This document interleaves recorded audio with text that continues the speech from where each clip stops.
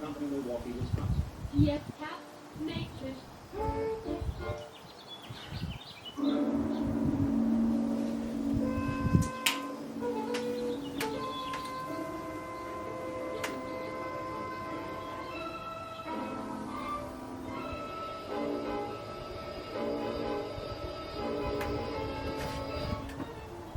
Now, X -1 and escape flow.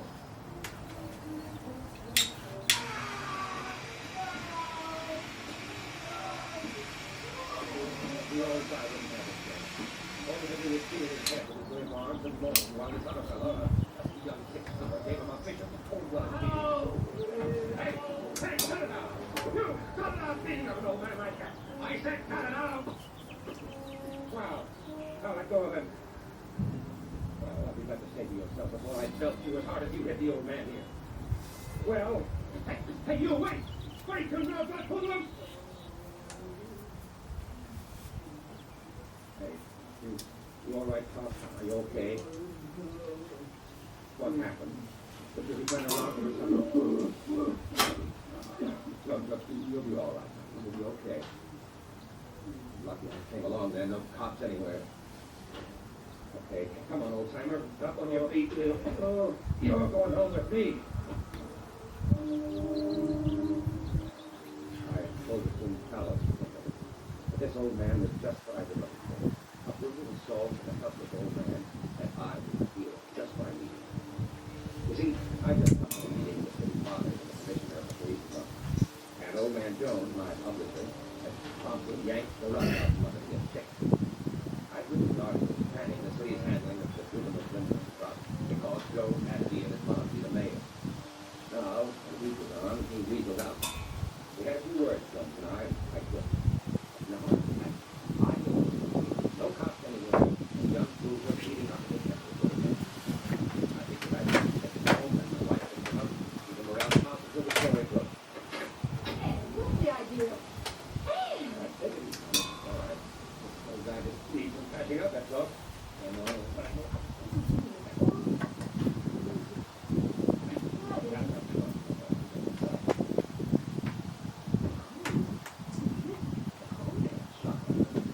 In with it. $11 a share. Hey, Were you in an accident? no, some hoodlum was beating him up. Okay. Oh, did you call the police? There weren't any police there. I thought I cracked this whole situation wide open when it started. Hey, Mom! Wait! Mom! Never mind. Go into the bathroom and bring out some towels. But you'll need some bandages. Yeah, we said I'm going to blanket on it. That's right. It's 90 degrees. It's the schlocks. Go ahead, Tommy. Okay, Mom. You don't need our eyes. You're all right, old timer. You're all right.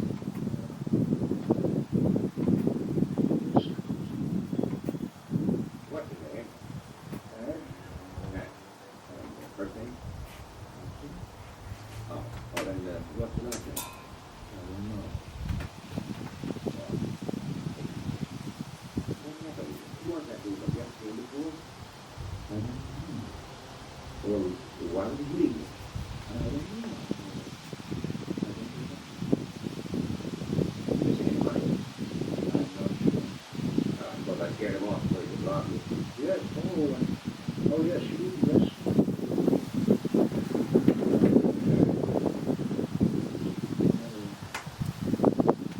Your class talk too much now. You'll feel better after you've had something to eat.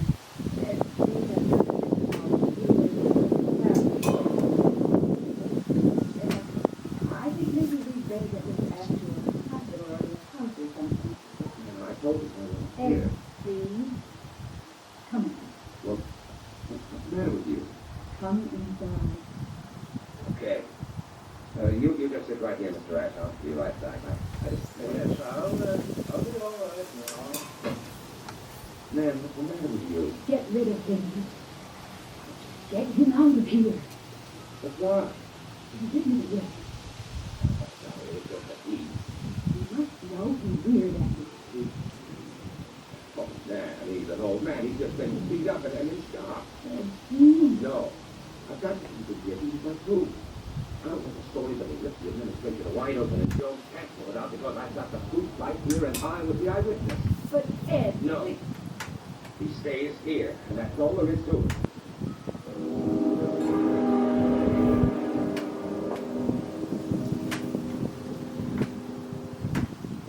You're listening to The Scapegoat. Tonight's attraction on X-1. Once a tall, of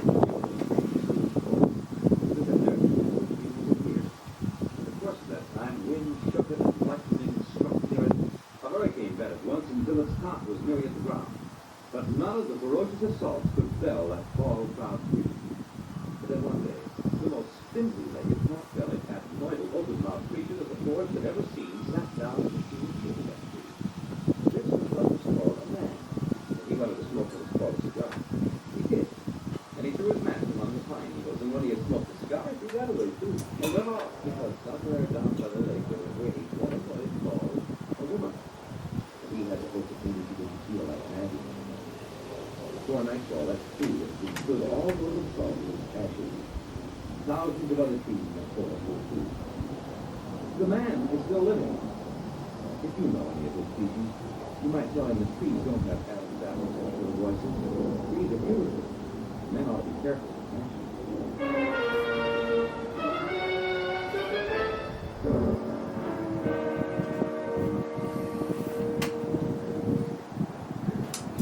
Now back to X-1 and the scapegoat. The old man seemed to be probably good. My voice was high. Matter of fact, he began to talk, and we kept up with the whole meal. And it was the craziest story he'd ever heard. He insisted he'd come from another world outside our solar system, that people existed in a kind of liquid state.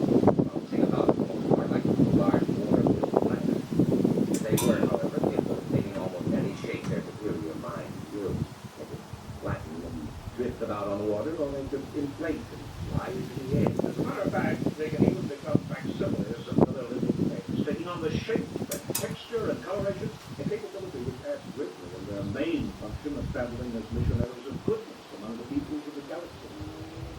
Good. Oh yes, they're perfect. As perfect as angels. All right, I've had enough. I asked her. Then, where are you going? Don't rush off. Well, I guess I know when I'm being finished. Very funny, Mr. X. But I'm not kidding. Don't tell me that you're a missionary to Earth. Oh, no, I'm here because I was banished. Lonely. Exactly. Look, Ash, it's too hot to game. If you don't want to explain what happened this afternoon, that's your privilege. But as you know, this story means a lot to me. And I did stick my neck out. One moment, my boy. You see, I'm a throwback. And throwback, think of this. They tried to reform me, you know, but there was something rather fundamental about me. Something rather evil. And of course, as a last resort, they put me into one of the machines and they threw the switch. Oh, sure. They killed me. Look, I'm not in the mood for tragedy dog stories. They didn't kill me, exactly. It was sort of like water being scraped over the edge of a sharp rock. When I came to, I was drifting into space. And of course...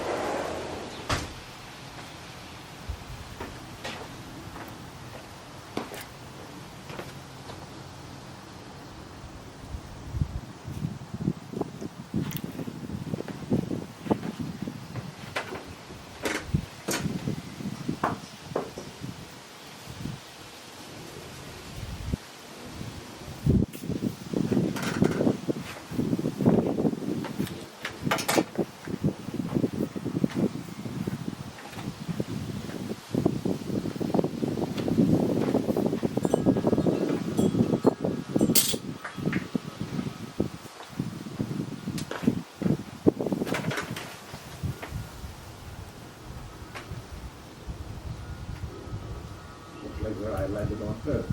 Oh, I've had many shapes through the years, namely people who find. I find that much interesting. Yeah. Well, look, if you'll excuse me, I have to make a telephone call. I'll just go into the other room. I dare say you want to go to the hospital. I'm not psychotic, really. I thought I saw. Oh, yes, you're just in time, Miss Butter. I think perhaps I better excuse my story if you wait just a minute. You see, it's done by the generation of a high electrostatic field. Something like this. Did you notice? My face began to lose definition. It moves as if it has a life of its own. Now what? I stop.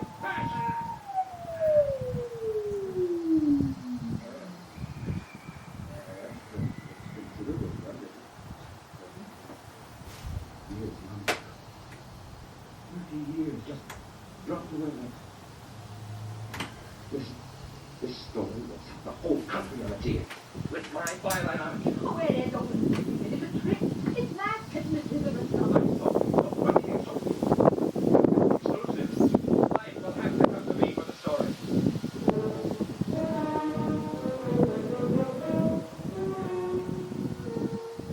I have to admit that I could share something of Anne's point of view. He wasn't really very pleasant. As a matter of fact, he had what you call colossal gall. After supper, he came right down to Casey. naturally, if I'm to stay here and keep my identity secret until you can arrange for an exclusive story, I will need a little pocket money. How much? How much you got? Well, I know I got about $22, and payday isn't until Thursday. Well, how about your bank account? Okay, now, wait a minute. Well, we'll see what we can arrange later. I am a little tired, though. I think it's about time to go to bed. Ah, I noticed a rather comfortable bed in here. Well, I'll see you all in the morning. Good night.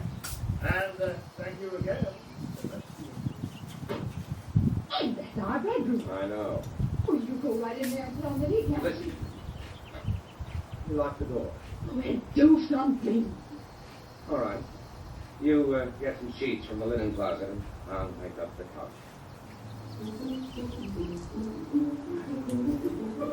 Next day, I made careful inquiries, started to feel around for contacts on live at the AP, someplace to really break the story big. About 5 1/2 schools, Jones, the publisher, called me into his office. Sit down, Ed. I've got some good news. Look, Mr. Jones, ever since you left me out on a limb at the mayor's... Oh, now, let's not worry about that, Ed. We've got something very interesting going for us now that changes everything. They've arrested a gang of kids for shoplifting. Well, One of them is Tommy, your son. what? Arrested Tom? Wait, Ed, don't go off half-cocked. It's a break, don't you see? You can cover delinquency with the layoff now. You'll be writing as a parent, and the same goes with other parents. Hey, where are you going?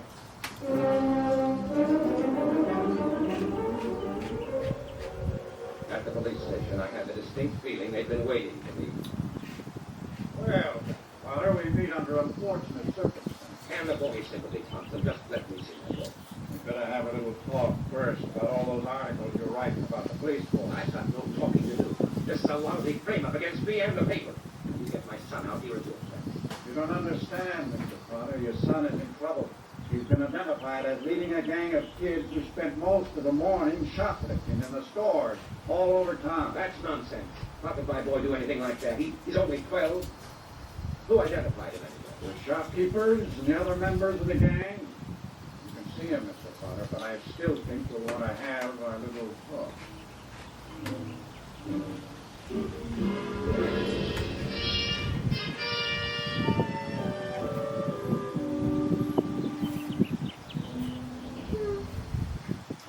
Son, what's this all about?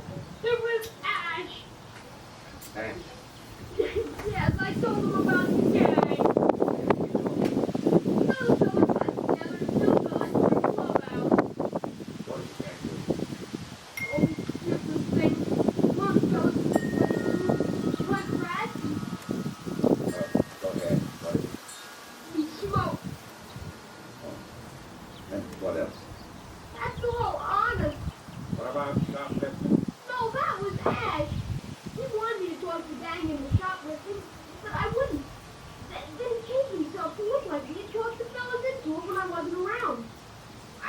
fired because I ran into them after they robbed their store. Where's this ass you keep talking about? Why, he's a man. Oh, never mind. Listen, the boy decided himself because of all he's been through. Will you let me pull him over? Of course, Mr. Potter, but the charges still hold. Don't forget to stop in and have our little talk before you report back to juvenile court.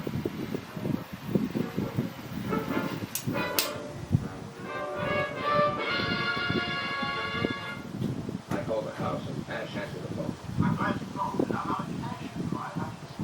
Now listen to you. The police have picked up Tommy. He's been charged with the shoplifting you did today. Oh, now I'm sorry about that. You see, there's a certain code. You're going to help me get him out of here. I'm going to tell everybody the truth. Now listen, I'm going home. Nan will be back from the office any minute. Don't tell her about this, you hear?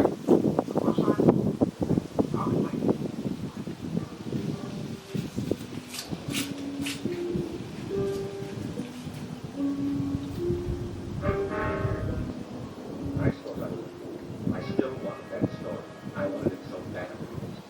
The exclusive account of an extraterrestrial being. Driving home, I had it all figured out. I'd bring Ash down to the police station. He'd tell the story, look at this changing act, springtime. I had my story already filed and beat everybody. Anytime I hadn't hoped Nan would spoil everything alone. And then suddenly I let my foot come down on the accelerator like it was made out of lead. I pulled the car to a stop and sprinted up the driveway. Dan! Dan, where are you?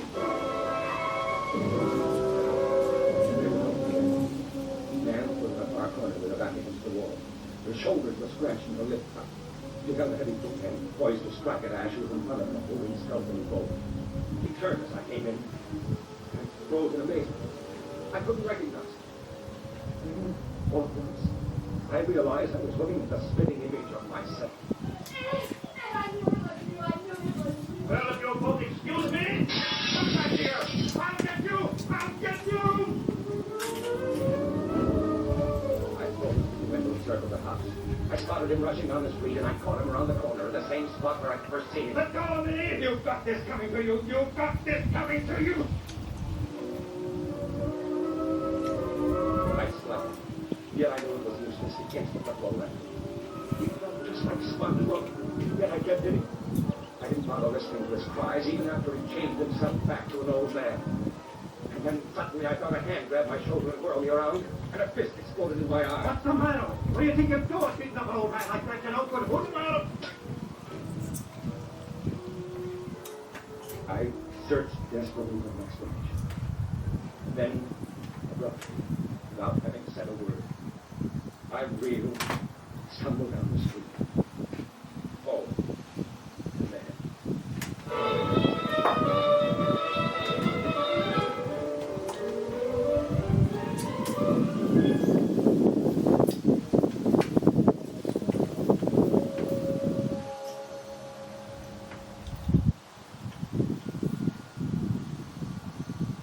Brett Collins again, and I'll have another word for you about X-1 in a moment. Hi, this is Walter O'Keefe. You know, they say there's nothing new under the sun, and maybe that's true. But there is something new under the moon, and that's Nightline. In Nightline, we think we found a way to use the intimacy, as well as the lightning-fast maneuverability of radio, in an hour-and-a-half packet of high-voltage, different entertainment. We found a way to make the airwaves your magic carpet to wherever big things are happening. Anywhere in the country, for that matter, anywhere in the world. Now let's say that your favorite comedian is performing to the Las Vegas nightclub. He's passing the net, and you really got to have connection to get it. Well, Nightline is that connection. The radio is your inside thing. More things than you believe are happening in the so-called still of the night.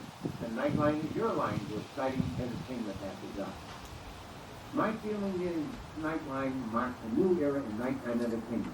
And listen every Tuesday, Wednesday, and Thursday, and you'll hear what I mean. You have just heard X-1, presented by the National Broadcasting Company in cooperation with Galaxy Science Fiction Magazine, which this month features Shadow World by Clifford B. Simmons.